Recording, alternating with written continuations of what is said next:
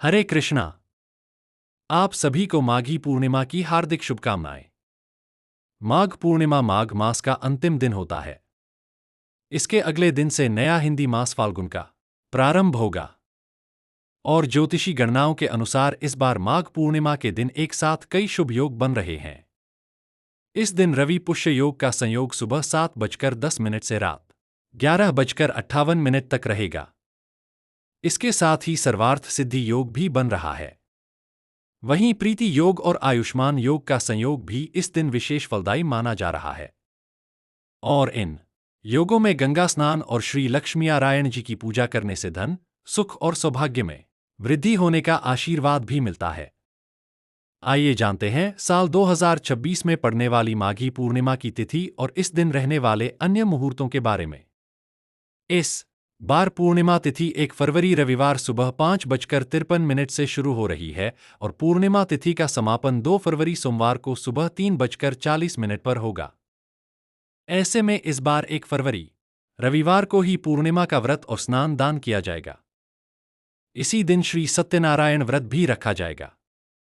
1 फरवरी रविवार को ब्रह्मा मुहूर्त सुबह 5:34 से 6:22 तक रहेगा। सूर्योदय होगा सुबह 7:10 पर। सूर्यास्त होगा शाम 6:10 पर।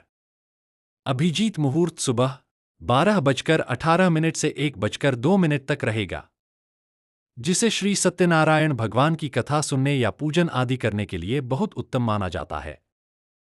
प्रीति योग इस दिन सुबह 10:18 तक रहेगा।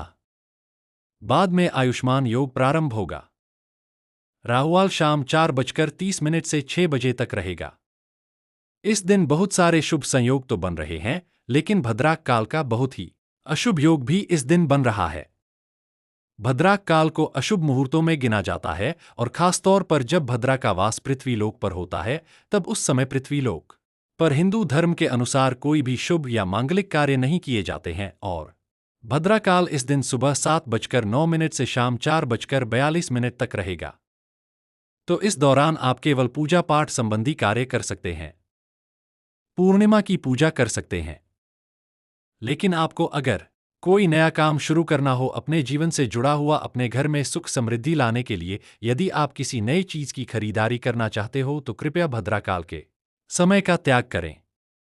नहीं तो भद्राक काल में शुरू किए गए कामों में आपको परेशानियों का सामना करना पड़ सकता है या बहुत सारी अन्य बातों का भी सामना करना पड़ सकता है।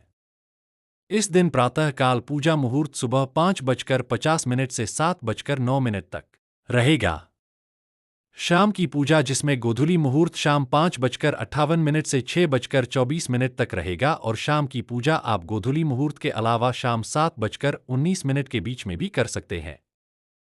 यानी कि शाम 5:58 से 7:19 के बीच में आप पूर्णिमा के दिन किया जाने वाला दीपदान पूजन आदि कर सकते हैं। बिना चंद्र देवता की पूजा के पूर्णिमा का व्रत अधूरा रहता है। तो 1 फरवरी रविवार को चंद्रोदय शाम 5:43 पर होगा। इस समय के बाद से आप चंद्र देवता को अर्घ्य देकर अपना उपवास खोल सकते हैं।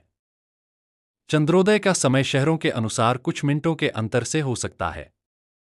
ऐसे में आप स्थानीय समय के अनुसार चंद्रोदय का समय देख लीजिएगा और उसके बाद चंद्र देवता की पूजा कर सकते हैं। क्योंकि इस बार रविवार के दिन पूर्णिमा लग रही है, रविवार को ही पूर्णिमा का व्रत और स्नान दान किया जाएगा। और हमारे हिंदू धर्म में कुछ पेड़ पौधे ऐसे हैं जिनका पूजन रविवार के दिन वर्जित बताया गया है। पूजन और स्पर्श रविवार के दिन नहीं किया जाता। ऐसे वृक्ष या पौधे हैं तुलसी जी का, शमी का और पीपल का। तो पीपल के पेड़ की पूजा खास तौर पर बहुत सारी व्रती महिलाएं करती हैं। सुहागन महिलाएं इस दिन पीपल की परिक्रमाएं करती हैं, कच्चा सूत या कलावा बांधती हैं। बहुत सारे भक्त भी इस दिन पीपल की पूजा करते हैं। तो इस बार रविवार के दिन आपको पीपल की पूजा नहीं करनी है। पीपल की जगह पर या तुलसी जी की जगह पर आप इस दिन केले के वृक्ष का पूजन और परिक्रमा कर सकते हैं। दीपदान भी केले के वृक्ष के नीचे कर सकते हैं।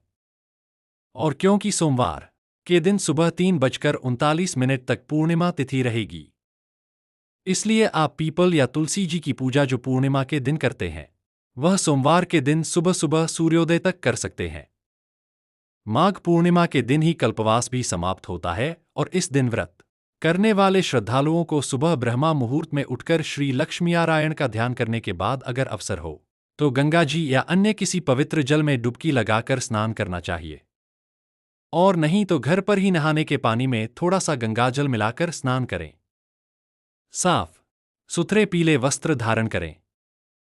सूर्य देवता को जल अर्पित करके प्रणाम करें। इसके बाद श्रद्धा के साथ भगवान विष्णु, मां लक्ष्मी जी, भगवान शिव सहित संपूर्ण शिव परिवार और अपने आराध्य देवी देवताओं का पूजन करें। व्रत की कथा पढ़े, सुने, आरती उतारकर अंत में भगवान को भोग लगाकर प्रसाद बांटकर पुण्य अर्जित करें।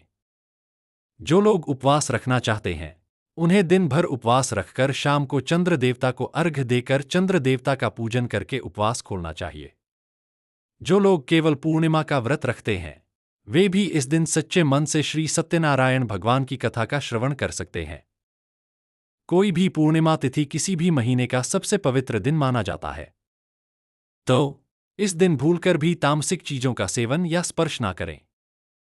नाखून, बाल इत्यादि ना काटें और अपनी सामर्थ्य के अनुसार दान अवश्य दें। दान मौसमी फलों का या मौसमी वस्त्रों का किया जा सकता है। यह थी आज की वीडियो। उम्मीद है आपको पसंद आई होगी।